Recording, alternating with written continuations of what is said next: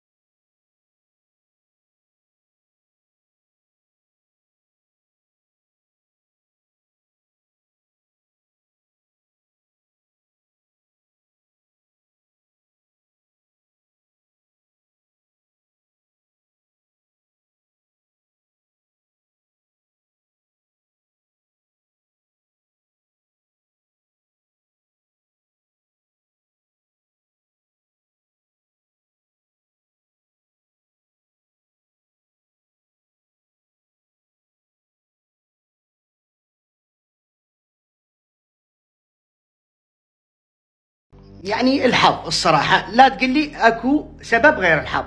يعني تشابي الونسو برافو تشابي الونسو، ما الومك. تشكيله الصح بديت بيه، ما حد اعترض عليه.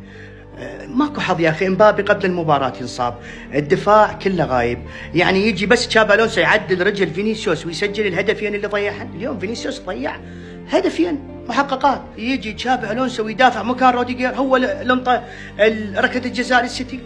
الصراحة خسارة مو مستحقة، استحقينا نقطة على الأقل. المهم الأمور طيبة. أي فرحة ذيك الصفحة، شوف مركزنا واحنا خسرانين وانتم وين. يعني والله أندية من لا شيء أدواتها بسيطة، لا متعاقدين ولا جايبين لاعب نجم ولا لاعب سوبر. يطلع عنا دوكو أفضل جناح أيسر. يا أخي خلى فينيسيوس ورودريجو نتندم عليهم. نادي ريال مدريد هذا دوكو مو بشر عمي، مو بشر، رجل آلي على أرض الملعب، يركض ما يتعب أبد، ما 87 دقيقة ولا زعل وضاج انه تم تبديله، يريد يكمل بعد. شو تكمل يا معود؟ انت كملت علينا على الكل. ماكو شنو هذا اللاعب الوحش؟ يعني ماكو لواعي بيبرزون فقط براس ريال مدريد. ما احنا جسر للطيبين، احنا دائما نسوي الشهرة، نطشش هاك دوكو، وراح يترشح للكرة الذهبية بسبب شنو؟ بسبب نفر. هارد لك لجمهور نادي ريال مدريد. اني فخور بهذا النادي. قدمت مباراة بس ظلم الحكم دعنا من المباراة. اخيس شيء هو اليوم كان بالمباراة هو حفيظ الدراج. يا اخي انت فد خيسة، يا اخي انت فد معلق زربة. هارد لك نادي ريال مدريد وفدوة لكم. اني فخور. الحكم كان رجل المباراة، ظلم نادي ريال مدريد. الف مبروك، الف مبروك للسيتي. لو كل الدنيا تصير ضدي اني اظل ويا الريال.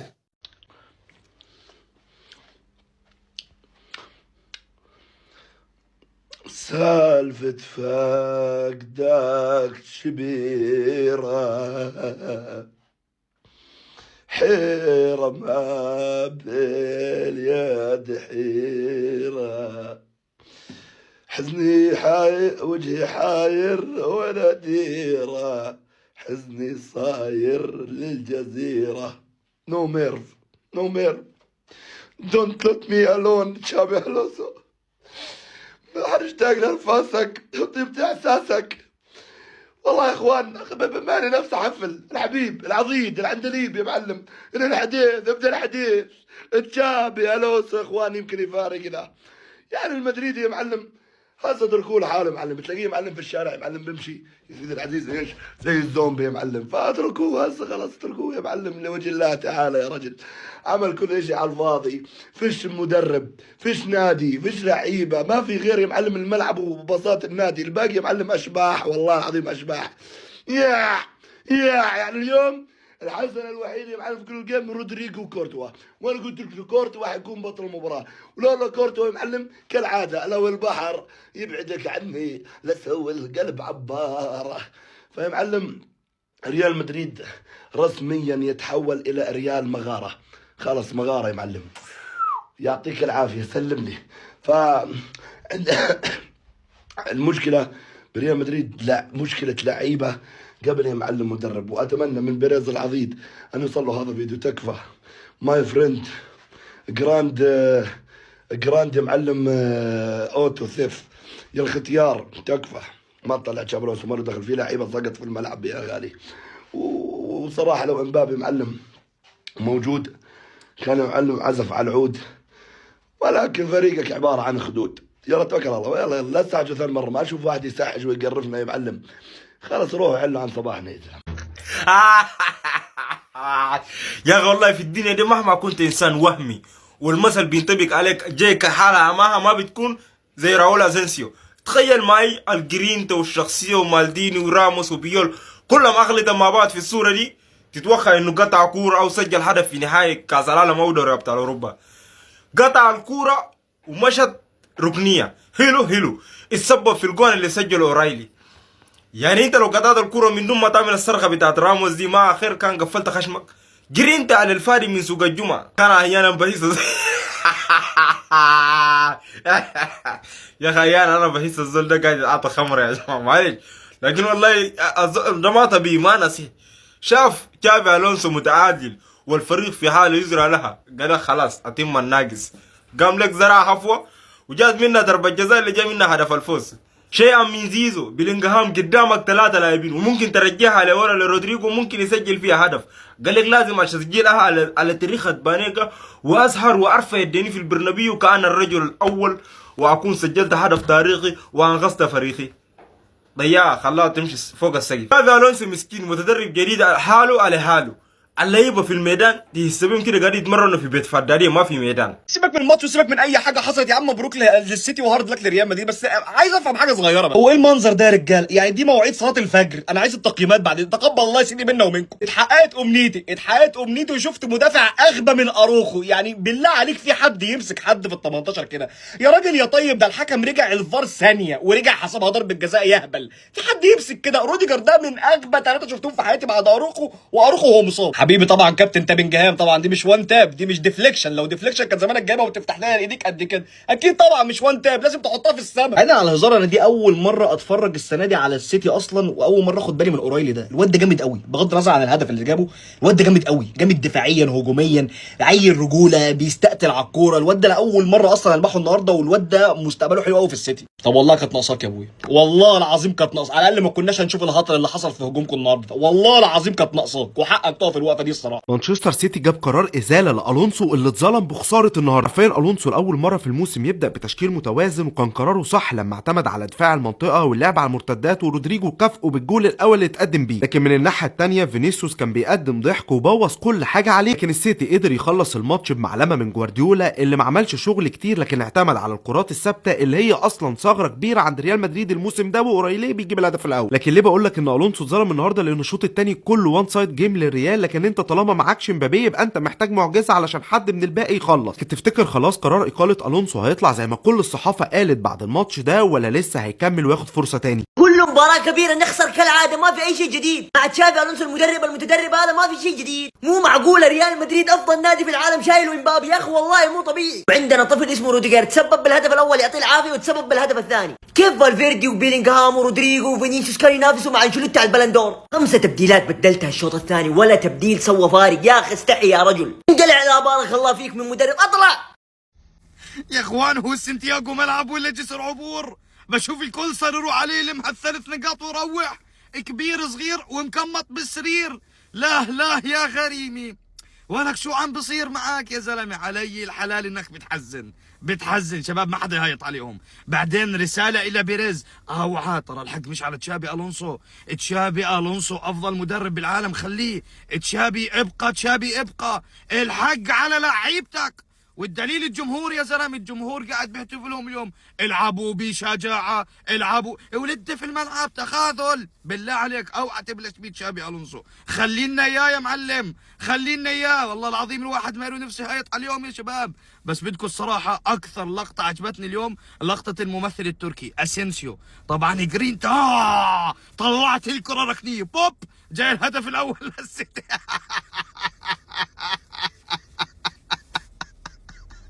الله الواحد ما عارف شو بدي اقول لكم البين وطزكوا يا هارد لك يا غريمي، هارد لك. انا نازل حالا اهو والله. بص انا نازل اقدر هترتبك في الدوري والله وحالا. انا مش متفاجئ، انا مش زعلان، انا ما عنديش حاجه جديده ان انا اضيفها عن المطوشه اللي احنا خسرنا فيها قبل كده. ما عنديش رياكشن جديد ممكن اطلعه، ما عنديش عصبيه جديده ممكن اطلعها، ما عنديش لاعب معين ممكن الوم. لا وطبعا الكلام ده لا ينطبق على روديجر خالص. انا بني ادم بسيط جدا، وبقيت متقبل الخساره، وبقيت متقبل كمان ان احنا داخلين على حقبه مانشستر يونايتد. انا حرفيا بصراحه فقدت الشغف في الكوره، مش عشان خسرنا ماتش ولا اتنين. انا واحد يا عم ما بحبش اشوف فريقي خسران. ما فيش حد يطلع يقول لي يا باشا انت لازم تبقى مع فريقك على المكسب والخساره. يا باشا احنا ريال مدريد ما نتعثرش 6 مباريات على التوالي. انا في الوقت الحالي حاليا لو فكرت ان انا اتكلم واطلع اللي جوايا التيك توك هيديني بلوك، مش هيديني فرصه ان انا اتكلم اصلا. السيتي ضيع على نفسه اسهل فوز في طريقه ان هو يقابل ريال مدريد. انتوا متخيلين يا جماعه؟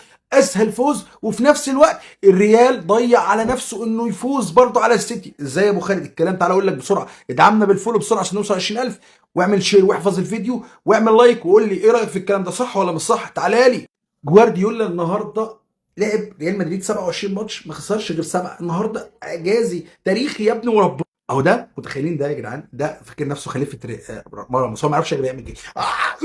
دي قبل على فكره، اللي هو قبل الماتش، قبل على طول الكوره اللي دخلت فينا جون. يعني انتوا متخيلين معايا؟ دي قبل الجون على طول. انا عايز اتكلم على بلينجهام، خسران فريقك ورايح كوره قدام الجون، يعني انت والجون، ودي لعبتك، انت من احسن اللعيبه اللي بتفنش، تعمل الكوره كده. بصوا يا جدعان انا هتجنن اقسم بالله. دي يا جدعان، انتوا يا جدعان لو شفتوها اقسم بالله، شوفوا بيعمل تشيب. بص يعني دي في موقع افضل بكتير يا ابني، بين رجليه على ارض ركن اي حاجه، ليه تعمل كده في فريقك؟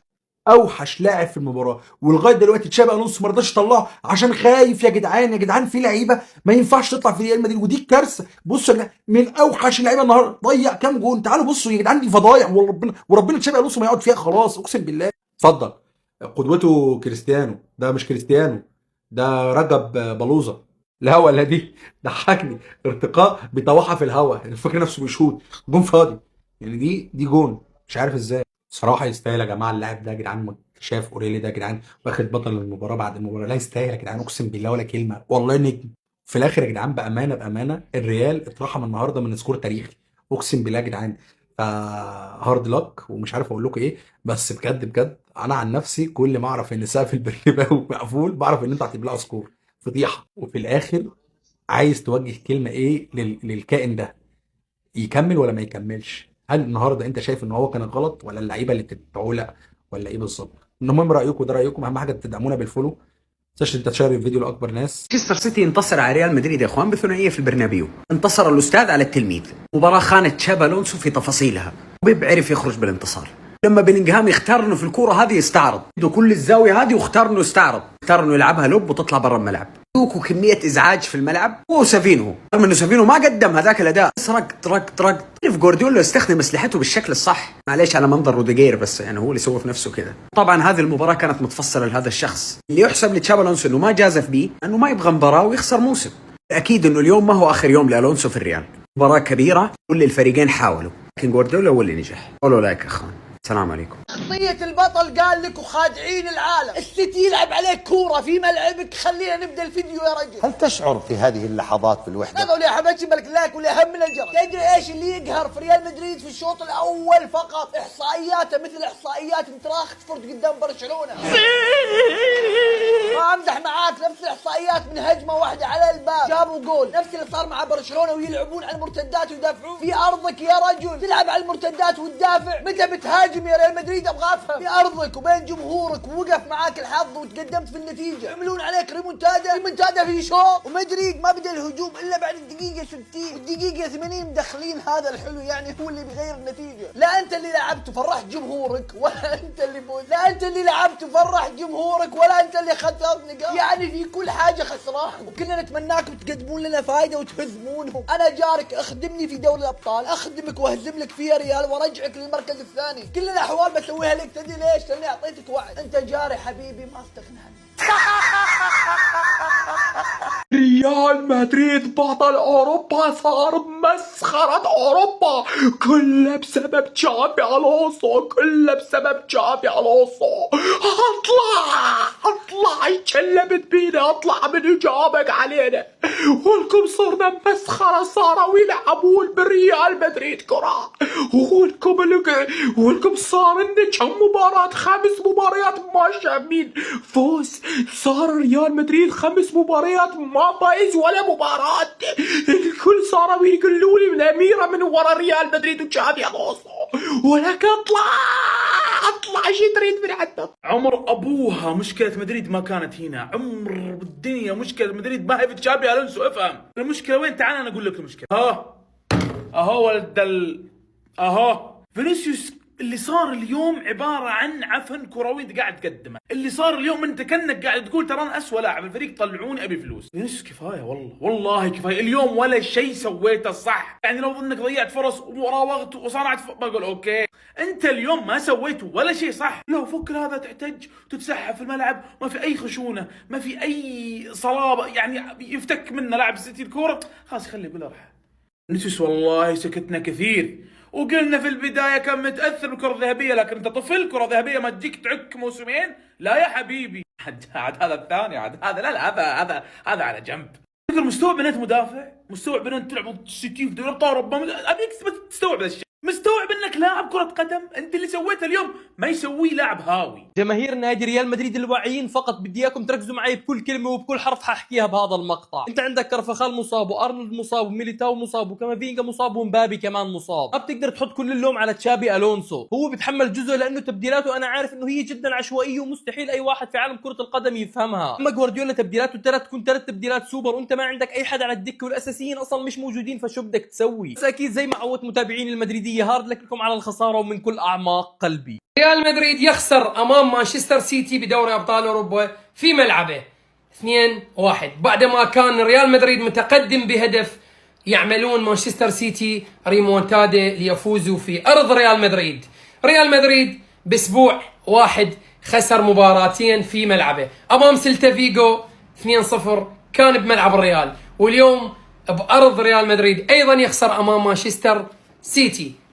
الله يعين المدريدي والله يعين مشجعين ريال مدريد. ايه ال 90 دقيقة الطويلة دي؟ بيلعبوا في البرنابيو ولا ايه؟ وهنتكلم عن مؤثرين في الماتش، فهنتكلم عن بيلينجهام الراجل اللي ازعج مانشستر سيتي لانه عمال يتكلم انجليزي طبعا، وهالاند نرويجي ومش فاهم اي حاجه. هو ده يا اسطى، ده لو مش موجود في اي ماتش انت بتلعبه هتبلع 6 و7 عادي، هتسمع سكورات تاريخيه. ده الشوط الاولاني. بص دفاع ريال مدريد ده ايه ده؟ درجات حراره دي ولا لو كان لعب كان هيفرق جامد النهارده. هتوحشنا يا عم والله. وقعد في اوفا طبعا، ده لو كان ما سجلش النهارده ولا ما كان خسر كنت هتطلعوه مسرح، بس عالمي. التأثير كله كان من ناحيته النهارده. ما اسمعش بقى حد يقول ان هو بيلعب لنفسه، ما اسمعش حد يتكلم الكلام العبيط ده، لان النهارده ريال مدريد مش موجود، يعني كورتوا والراجل ده وشكرا. اشتقت افوز يا جماعه. تخيلوا مشجع مدريد يقول اشتقت افوز، ما تخش المخ. احنا فعليا يا جماعه نبي نذوق الفوز، مو طبيعي. الواحد زهق من التعثرات، يعني تلعب كويس ولا تلعب سيء انت خسران. مو معقول اليوم قسم بالله قدمنا مباراه ولا اروع، لين الثانيه الاخيره صفر فيها الحكم. احنا لعبنا كويس ترى، هي بس اخطاء فرديه كلفتنا مباراه، ومباراه مهمه وفي البرنابيو. انت خصمي هالموسم اتوقع انت راح تكون اليوم قنبله موقوته والله. تخاف منه، توصل الكره انت تخاف ايش بيسوي هذا المهبول، ايش بيسوي. هاردك من لسه هاردك. مباراة 2-1 للسيتي. اول شيء النتيجة ما تعكس مجرى المباراة بتاتا. مدريد جته فرص محققة للتسجيل، لكن الاستهبال والغباء من اللاعبين خلت هذه النتيجة كذا تنتهي. اقسم برب الكعبة ان شفتك المباراة الجاية اساسي اني لاجلدك جلد يا الونسو وبيريز وكل شخص يخلي هذا السافل التافه اساسي.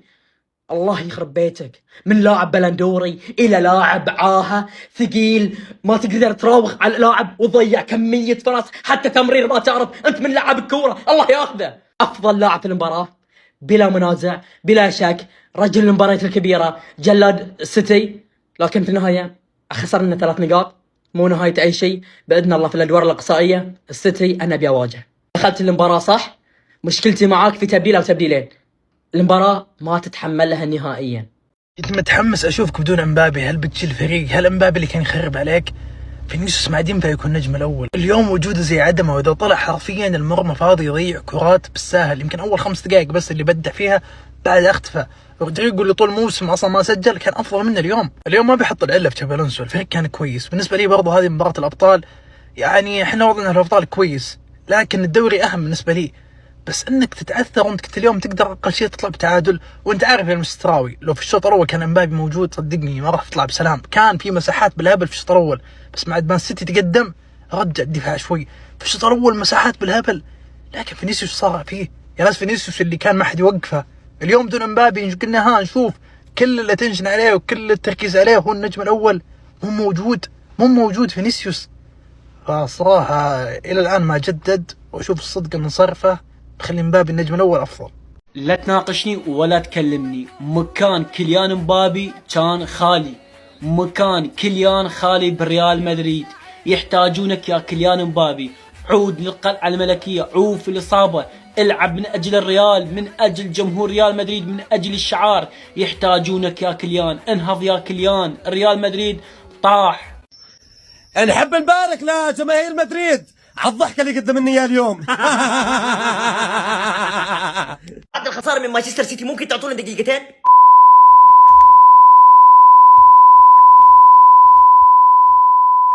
انت عندك ده وما بتلعبوش ده كله يا جاحد. الواد عمل اللي فينيسيوس ورودريجو ما عملوش طول الموسم، والمصعد في 5 دقايق. بعدين ثانيه بس، هو ماستنتيزو ده فين؟ يعني انا مش شايفه بقالي فتره كده. عشش ليه في الدكه برضه؟ الواد ده برضه كان كويس ولا ايه؟ الشهاده اللي لا الونسو عمل ماتش جامد فشخ والله، عمل ماتش جامد قوي يعني. ده حرام يقال بعد الماتش ده، يقال بعد الماتش ده، ممكن يقال بعد الماتش اللي بعديه، بس الماتش ده ما ينفعش يقال. هو خسر بس عشان علويه الدفاع بصراحه. انا بس الظاهره كانت بالنسبه لي فكره ان جماهير ريال مدريد بتصفر على لعيبتها من الدقيقه 60، بتصفر بس. يعني لعيبه مانشستر سيتي الجماهير تسكت، اول ما لعيبه ريال مدريد تستلم الكره يقعدوا يصفروا. فده كره انا ما شفتوش قبل كده. اعتقد هم هيطالبوا بمشي الفريق كله، مش لعيب ولا اتنين ولا المدرب حتى. بام بام بام، السيتي ينتصر على ريال مدريد في دوري ابطال اوروبا في البرنابيو. السيتي استغل كل اوضاع ريال مدريد السيئه، من اصابات، من عدم تفاهم بين اللاعبين والونسو، من عدم انسجام بين الونسو واللاعبين، من اصابه مبابي نجم الفريق الاول، من عدم تجديد فينيسيوس لعقده مع ريال مدريد. يمكن هذه أسوأ ظروف مرت على مدريد من يوم ما أنا تابعت كرة القدم من 30 سنة. وينك لما لعبت مع الهلال؟ لما فرط عضلاتك؟ مستغل إنه الهلال مو موجود معاك في قارة أوروبا؟ وينكم ومالكم يمد لسانه على جمهوركم؟ وينكم وكوليبالي يسوي كده؟ وينكم؟ فعلا لا يعرف للسيتي إلا الهلال. تحمد الله إنه كاس العالم كل 4 سنوات، ولا كنا مسحنا فيكم بلاط أوروبا كل سنة.